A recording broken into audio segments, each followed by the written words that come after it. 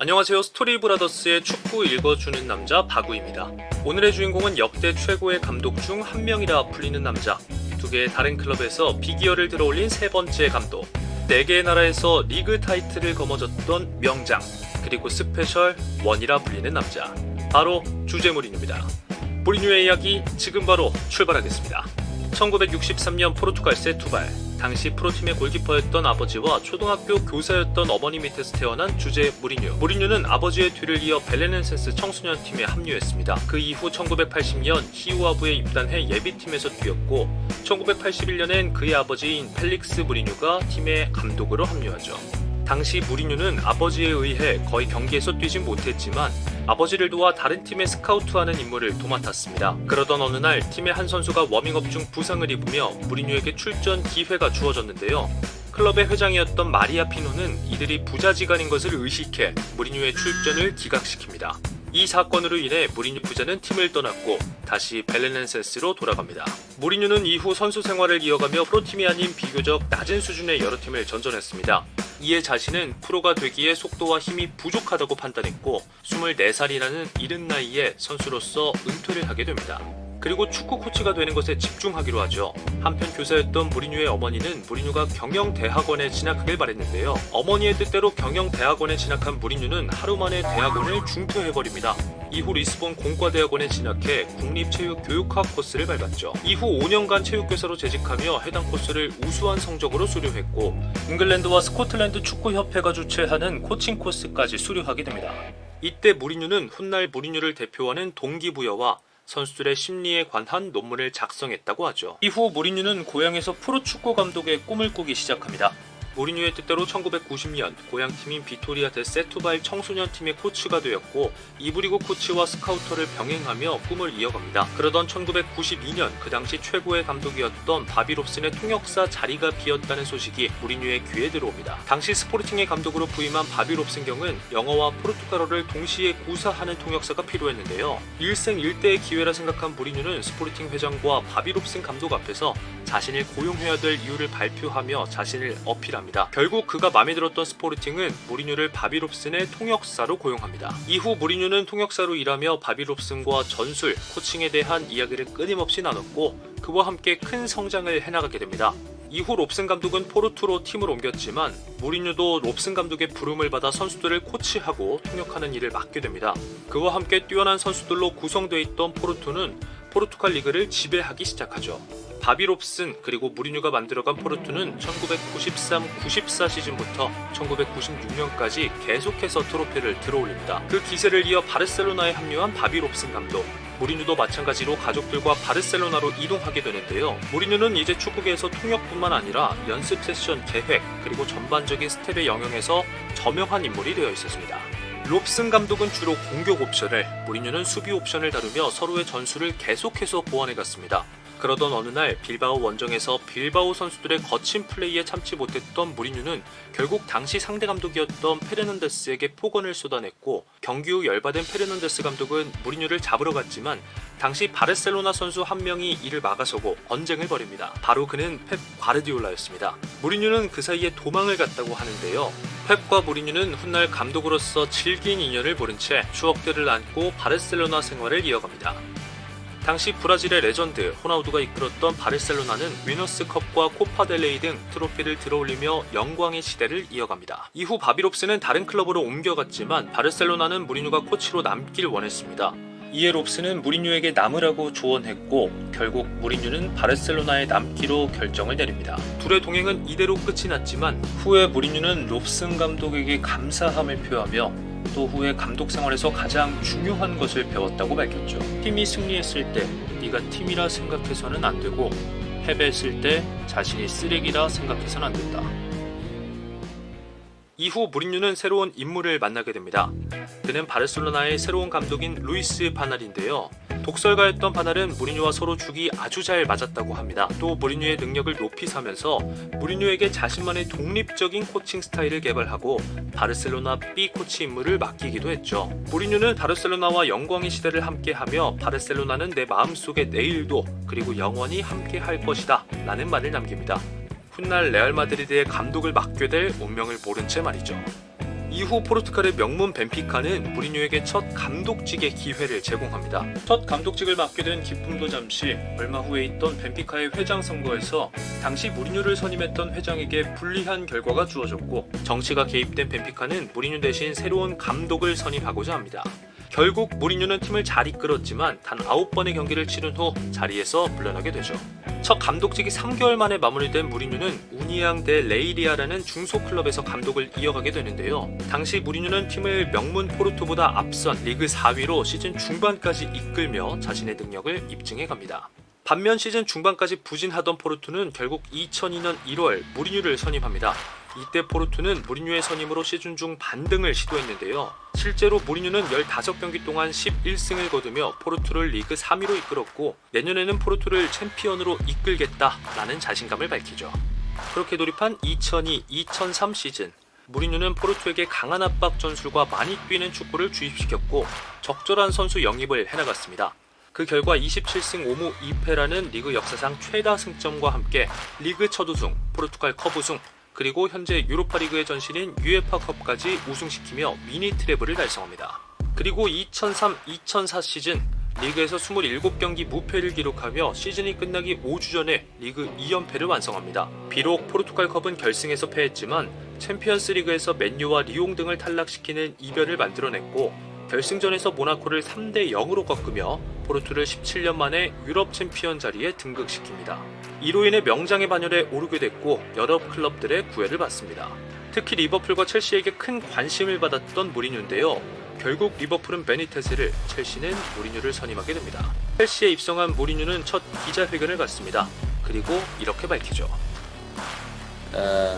They want to win like I want to win. We have top players, and I'm sorry, I'm a bit arrogant. We have a top manager. Porto to win the Champions League has to beat Partizan Belgrade, Real Madrid, Marseille, Olympique Lyon, Manchester United. Again, please don't call me arrogant because what I'm saying is true. I'm European champion, so I'm not one of the bottle. I think I'm a special one.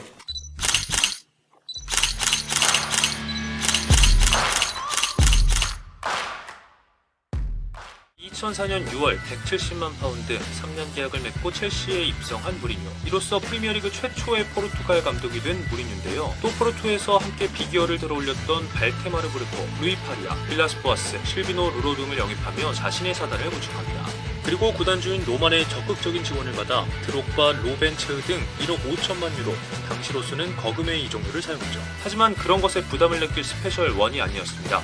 첫 시즌부터 리그컵에서 리버풀을 3대 2로 꺾으며 첫 우승컵을 들어올렸고 챔피언스 리그에서도 순항을 이어갔습니다. 16강에서는 친정팀인 바르셀로나를 상대로 1차전 2대 1로 뒤졌지만 2차전 4대 2로 승리하며 8강에 진출합니다. 그렇게 8강에서 뮌헨을 만난 첼시. 하지만 무리뉴는 당시 출전 정지를 당한 상태였습니다. 그러나 빨래바구니에 숨어 드레싱룸을 왔다 갔다 하면서 팀을 지휘했고, 그러한 무리뉴의 열정과 함께 뮌헨마저 꺾으며 첼시는 4강에 진출합니다. 비록 4강에서 리버풀에게 패하며 2시즌 연속 챔피언스리그 우승 타이틀을 거머쥐진 못했지만 리그에서 당시 역대 최다 승점 그리고 역대 최저 실점을 기록하며 첼시에게 프리미어리그 우승을 안겨줍니다. 그 기세를 이어 05-06 시즌에 돌입한 첼시, 아스날을 꺾고 커뮤니티 실드 우승과 함께 시즌을 출발했고 리그에서 강한 모습을 이어가며 프리미어리그 2연패를 달성, 국내 대회 4연패를 기록합니다. 당시 우승 메달을 팬들에게 던져주며 팬 서비스도 확실하게 했던 무리뉴. 몇 분 후에 두 번째 메달을 다시 받았으나 그 메달 역시 팬들에게 던져줬다고 하죠. 첼시와 무리뉴는 실패를 모르는 듯 했습니다. 하지만 06-07 시즌 무리뉴와 로만 구단주 사이에서 불화설이 피어오르기 시작했는데요. 그 불화설에 굴하지 않았던 무리뉴는 핵심 선수인 드록바를 필두로 리그컵에서 다시 한번 우승을 차지합니다. 그리고 FA컵 결승, 당시 재건된 웸블리에서 맨유를 꺾으면서 프리미어리그 감독이 가질 수 있는 모든 국내 트로피를 차지하죠. 두 개의 트로피와 함께 07-08 시즌에 돌입한 첼시. 하지만 시즌 초반부터 아스톤 빌라에게 패배, 홈에서 블랙번과 무승부를 거두며 분위기가 좋지 않았고 챔피언스리그 첫 경기에서 상대적 약팀인 로젠보르를 상대로 1대1 무승부를 거두며 로만이 무리뉴를 경질할 명분을 만들어가죠. 그렇게 2007년 9월 무리뉴는 상호 합의에 따라 첼시를 떠납니다. 로만과의 불화설은 더욱더 커져만 갔고 결국 끝은 좋지 못했지만 3년 동안 6개의 트로피와 함께 홈에서 리그 경기를 단 한 번도 지지 않으며 팬들에게 자신이 왜 스페셜 원인지 입증했던 첼시에서의 무리뉴였습니다. 그렇게 1년 가까이 공백을 가진 무리뉴, 2008년 감독직에 복귀합니다. 그의 행선지는 첫 이탈리아 무대인 인터밀란이었습니다. 그는 인테르 감독으로서 첫 기자회견을 이탈리아어로만 진행을 했는데요. 당시 이탈리아어를 단 3주 만에 배웠다고 밝히며 다시 한번 화제의 중심이 되었죠. 무리뉴는 당시 문타리와 콰레스마 등을 영입하며 팀을 보강해갔습니다. 그렇게 이탈리아에서 첫 시즌에 돌입한 무리뉴는 스페르코파 이탈리아니에서 로마를 꺾고 우승을 차지했고 세리에아에서 우승까지 거머쥡니다. 성공적인 첫 시즌을 보냄과 동시에 무리뉴는 유스 육성에도 힘을 썼는데요. 당시 18살이던 발로텔리를 정기적으로 기용했고 산토는 1군으로 영구 이적시키며 팀의 정체성을 구축해갔죠. 그 믿음에 보답하듯 두 선수 모두 스쿠데토를 들어올리는데 큰 기여를 해갔습니다. 당시 2위 AC밀란을 승점 10점 차로 따돌리며 압도적인 우승을 차지했던 무리뉴지만 인테르 팬들은 그에 만족하지 못했습니다. 바로 챔피언스리그에서 실망스러운 모습을 보여줬기 때문인데요. 그러한 팬들의 기대를 알고 있었던 무리뉴는 09-10 시즌이 돌입하기 전 다시 자신의 팀을 재정비하기 시작합니다. 아드리아노가 떠난 공격진에 밀리토와 크레스포를 영입했고 베테랑 피구가 은퇴로 떠난 자리에는 스네이더와 모타를 영입하며 중원을 강화해갔습니다. 또 이브라이모비치를 에토와 스왑딜하며 파격적인 이적 시장을 보냅니다. 큰 기대와 함께 돌입한 새 시즌 챔피언스리그 16강에서 만난 친정팀 첼시를 꺾었고 8강에서는 모스크바를 꺾으며 역사상 챔피언스리그 준결승에 3개의 팀을 진출시킨 최초의 감독이 됩니다. 또 코파 이탈리아도 결승에 진출하며 성공 가도를 이어가죠. 그리고 4강에서 만난 친정팀 바르셀로나 1차전 바르셀로나를 3대1로 꺾으며 결승행의 희망을 키웠고 2차전 1대0으로 패했지만 합산 스코어 3대2 자신의 커리어 두 번째 챔피언스리그 결승행을 확정짓습니다. 후에 무리뉴는 이 패배를 자신의 인생에서 가장 아름다운 패배라고 밝혔죠. 그와 함께 인테르를 38년 만에 유러피안컵 결승에 진출시킨 감독이라는 영광을 안게 됩니다. 인테르는 5월 5일 로마를 꺾으며 코파 이탈리아 우승컵을 들어올렸고 5월 16일에는 시에나를 꺾고 리그 우승을 차지합니다. 그렇게 맞이한 5월 22일 산티아고 베르나베우에서 펼쳐진 미넨과의 챔피언스리그 결승전, 무리뉴는 점유율을 내주는 대신 역습을 선택했는데요. 그 전술이 적중하면서 전반 35분 밀리토가 선제골을 그리고 후반 70분 밀리토가 추가골을 만들어내며 챔피언스리그 결승전 2대0 승리, 또 한 번의 비기어를 들어올립니다. 경기 후 미넨의 주장이었던 판본맨은 인테르의 역습 축구를 언급하면서 세계에서 가장 효과적인 팀이라고 인정을 했죠. 그렇게 인테르는 트래블을 달성한 이탈리아 최초의 클럽이 되었고 무리뉴는 자신의 커리어의 두 번째 트래블을 달성합니다. 하지만 기쁨도 잠시 이미 레알 마드리드로 이적이 유력했던 무리뉴는 우승 세리머니 이후 드레싱룸에 들어가지 않은 채 경기장을 떠납니다.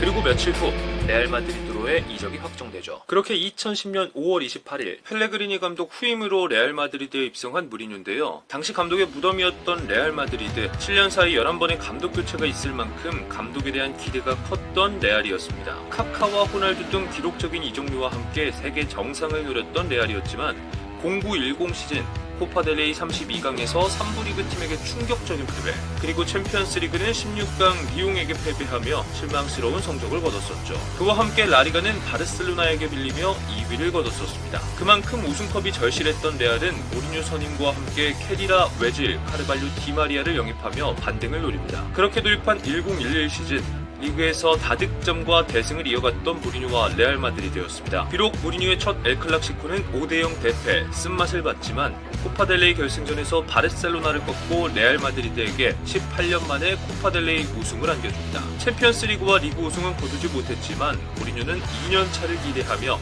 11-12 시즌에 돌입하죠. 2011-2012 시즌 레알 마드리드는 챔피언스리그 조별리그에서 전승을 거두며 역사상 5번째 팀이 되었고 4월 21일 캄프누에서 펼쳐진 엘클라시코마저 승리를 거뒀는데요. 그 결과 리그 역대 최다 득점인 121골, 역대 최다 득실 차인 89점, 또 최다 경기 승리, 최다 원정 승리, 그리고 유럽 일부 리그 통틀어 최다 승점, 그리고 2위 바르셀로나를 승점 9점 차로 따돌리며 4년 만에 라리가 우승을 차지합니다. 그와 함께 무리뉴는 레알과 재계약을 하며 더 먼 미래를 바라보죠. 2012-2013 시즌 수페르코파 대 에스파냐에서 바르셀로나를 꺾고 우승을 차지하며 라리가 감독이 가질 수 있는 모든 국내 트로피를 들어올렸고, 그와 함께 유럽 4개 리그에서 모든 국내 타이틀을 거머쥔 역사상 최초의 감독이 됩니다. 하지만 챔피언스 리그는 준결승에서 탈락하고 말았는데요. 도르트문트와의 2차전 후 무리뉴는 기자회견에서 이번 시즌이 마지막 시즌이 될 것임을 암시하죠. 당시 주전 선수들과 무리뉴는 불화설이 돌기 시작했고, 코파델레이 결승에서 아틀레티코 마드리드에게 패배한 후 레알은 무리뉴와 결별을 선언합니다. 그리고 한 달 후 무리뉴는 또다시 화제의 중심이 됩니다. 그것은 바로 첼시와 무리뉴의 재결합 소식이었는데요. 다시 한번 유럽 정상을 누렸던 첼시와 무리뉴의 만남. 무리뉴는 팬들에게 어게인 2004를 외치며 첼시의 유니폼으로 갈아입습니다. 2013년 6월 첼시로 리턴한 무리뉴. 무리뉴는 당시 커리어에서 인테르와 첼시라는 두 팀에 가장 큰 열정을 가졌다고 밝혔고, 그중 첼시가 자신에게 더 중요하다며 첼시에 대한 애정을 밝혔는데요. 첫 시즌은 리그 3위, 챔피언스 리그는 준결승에서 탈락하며 트로피를 들어올리지 못했지만 팬들은 무리뉴의 2년차를 기대했습니다. 무리뉴는 2년차에 돌입하기 전 티에고 코스타, 파브레가스를 영입했고 크로투아도 임대해서 복귀시키며 스쿼드 보강을 해나갑니다. 그렇게 돌입한 무리뉴 2년차, 그에 걸맞게 3월 1일 첼시는 토트넘을 상대로 승리를 거두며 리그컵 트로피를 들어올립니다. 또 5월 3일에는 리그 3경기를 남기고 팰리스를 상대로 승리를 거두며 첼시에게 5년 만에 프리미어리그 우승을 안겨줍니다. 당시 무리뉴의 첼시는 리그에서 단 3패만을 당하며 압도적인 시즌을 보냈고, 후에 무리뉴는 프리미어리그 올해의 감독상까지 수상합니다. 팬들의 기대에 부응했던 무리뉴 2년차였습니다. 그에 응답한 첼시는 무리뉴와 4년 재계약을 맺습니다. 하지만 3년차 징크스가 다시 한번 발동된 무리뉴. 첼시는 리그 첫 12경기에서 승점을 단 11점만 획득하며 불안한 출발을 알렸고, 이후 반등하지 못한 무리뉴와 첼시는 12월 상호 합의하에 결별을 하게 됩니다. 그럼에도 첼시는 무리뉴가 영원히 사랑과 존경을 받는 인물로 기억될 것임을 알리죠. 이후 2016년 5월 무리뉴는 여전히 퍼거슨의 후계자를 찾지 못한 맨체스터 유나이티드와 계약을 맺습니다. 직전 시즌 맨유를 맡았던 파날 감독은 시즌 내내 팀 내외부적으로 문제점을 유발했는데요. 선수들과의 불화설, 언론과의 불협화음, 그것들이 구단의 수익 감소까지 이어졌고, 결과적으로 챔피언스리그 진출마저 실패하며 반등이 절실한 상황이었습니다. 무거운 임무들과 함께 시즌을 시작한 무리뉴는 그해 8월 레스터시티를 꺾고 커뮤니티 실드를 획득했고, 본머스와의 첫 리그 경기도 3대1 승리를 거두며 순항을 이어갔습니다. 그리고 맞이한 소팅과의 리그컵 결승전마저 승리하며 맨유에서 데뷔 시즌에 메이저 트로피를 들어올린 최초의 감독이 됩니다. 또 5월 24일 아약스를 상대했던 유로파리그 결승전에서는 2대0 값진 승리를 거두며 유러피안컵 결승전 100% 승률이라는 엄청난 기록을 이어가죠. 성공적이었던 맨유에서의 첫 시즌, 그리고 17-18 시즌이 돌입하기 전 루카쿠, 린델로프, 마티치를 영입하며 팀을 강화해갑니다. 챔피언스리그는 16강 세비야에게 패했지만 리그 2위를 거두며 퍼거슨이 떠난 후 5년 만에 맨유에게 최고의 리그 성적을 안겨줍니다. 그러나 2018-2019 시즌 맨유는 토트넘과의 홈경기에서 3대0 패배한 것을 포함 개막 3경기 중 2경기 패배라는 부진한 성적과 함께 출발했는데요. 그리고 2018년 10월 무리뉴의 전 소속팀이었던 첼시와의 경기에서 상대 코치였던 마르코 이아니 코치와 싸움을 벌였고, 이에 첼시 팬들은 무리뉴를 향해 욕설을 내뱉기 시작합니다. 그러자 무리뉴는 첼시 팬들에게 손가락 3개를 들어올리며 자신이 첼시에서 3회나 리그 우승을 안겨줬다는 것을 상기시키죠. 2018-19 시즌 리그 첫 17경기에서 단 7승에 그쳤던 무리뉴는 결국 12월 맨유에서 경질당합니다. 그리고 1년 뒤인 2019-2020 시즌 중반에 포체티노의 후임으로 토트넘에 입성하죠. 이때 토트넘과 무리뉴 모두 이제는 결과가 중요한 시점이었습니다. 시즌 중반에 부임한 첫 시즌은 6위로 마무리, 그리고 본격적으로 시작한 2020-2021 시즌 무리뉴는 토트넘을 이끌고 맨체스터 유나이티드를 상대로 6대1 대승을 거둡니다.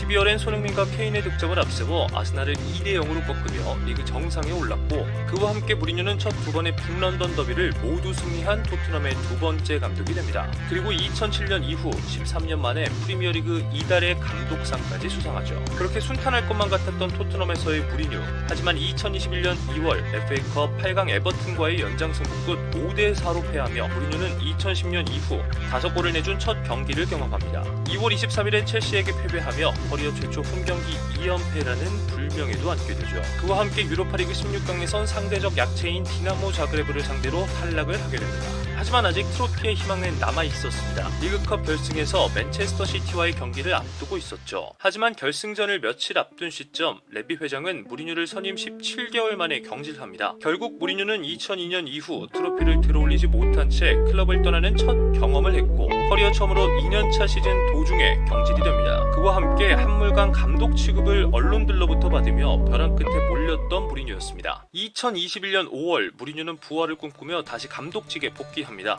행선지는 11년 만에 돌아온 이탈리아 무대 세리아의 명문 구단 AS 로마였습니다. 무리뉴는 팀을 완전히 갈아엎고자 했습니다. 파트리시오와 비냐, 쇼모로도프, 에이브레햄을 영입했고 제코, 페드로, 파스토레 등을 방출했으며 아카데미 출신 선수들을 1군으로 불러들이죠. 11년 만에 세리아로 돌아온 무리뉴는 피오렌티나를 상대로 첫 리그 승리를 거두며 기분 좋게 출발했고 컨퍼런스 리그 플레이오프도 순항을 이어가며 유로파 컨퍼런스 리그 진출을 확정짓습니다.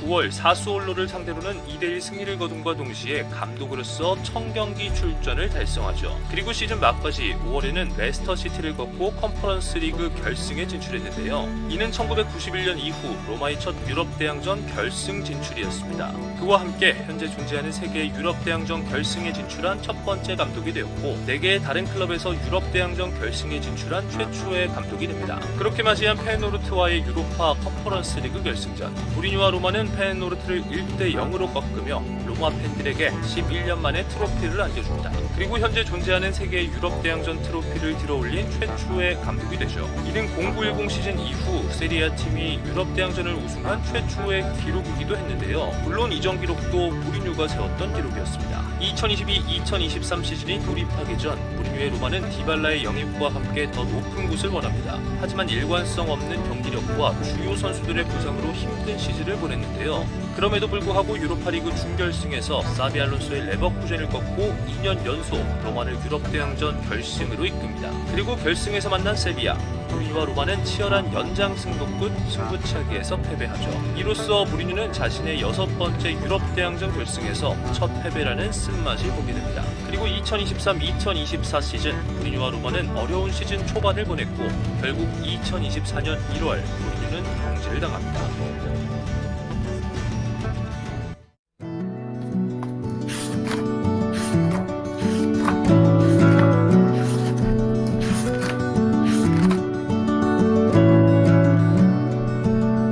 2000년 9월부터 시작한 그의 감독 커리어 9개의 각기 다른 클럽에서 1134경기 동안 701승, 61.87%의 승률, 그리고 25개의 트로피, 30번 이상의 개인 수상.